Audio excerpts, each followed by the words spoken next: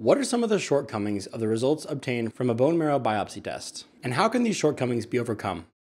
One of the other things we're finding in myeloma is that because there is this clonal evolution where the myeloma cells can change over time,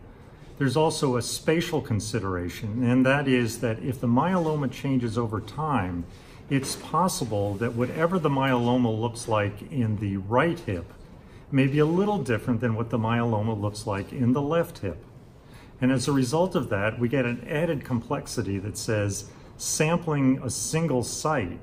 oftentimes doesn't give you the full picture of all of the genetic variations that might be occurring in that individual's myeloma. That is, different sites might actually have different genetic variations, and as a result, if the genetics is related to how they respond, you may find that the myeloma in the right hip responds really well to therapy, but the variation that the left hip myeloma has may not respond nearly as well. So now we have a problem in that trying to evaluate the tumor, oftentimes physicians will ask for multiple sampling sites so that they get a better look at all of the components that may be occurring in that individual patient. Now there's a new test that comes out, which is one of the clearing areas for myelomas is that even though the myeloma may be present in the bone marrow, some of it sloughs off into the bloodstream. So you can imagine that if you have myelomas at different locations,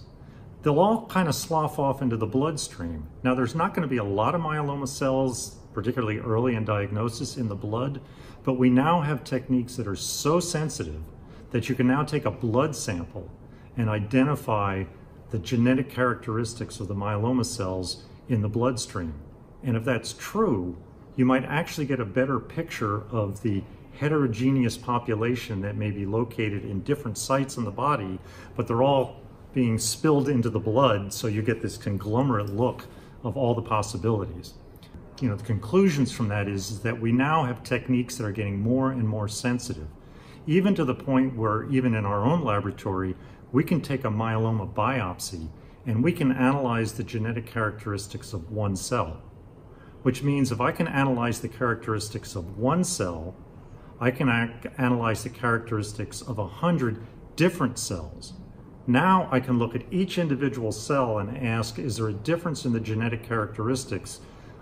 from one cell to another in the tumor? And we find those. And in fact, there are some examples where there are characteristics in a small subpopulation of cells that we've identified by these single cell approaches that are hallmarks for cells that are ultimately destined to relapse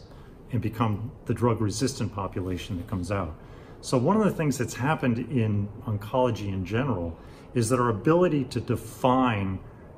the individual characteristics of every individual's disease as well as the individual cells within a tumor in one individual, the technologies have become more and more sensitive so that we have much better capability of really doing a very minute job of defining genetic characteristics of the disease. Should plasmacytomas, solid myeloma tumors, be biopsied in addition to the standard biopsy of the bone marrow? So we did a study where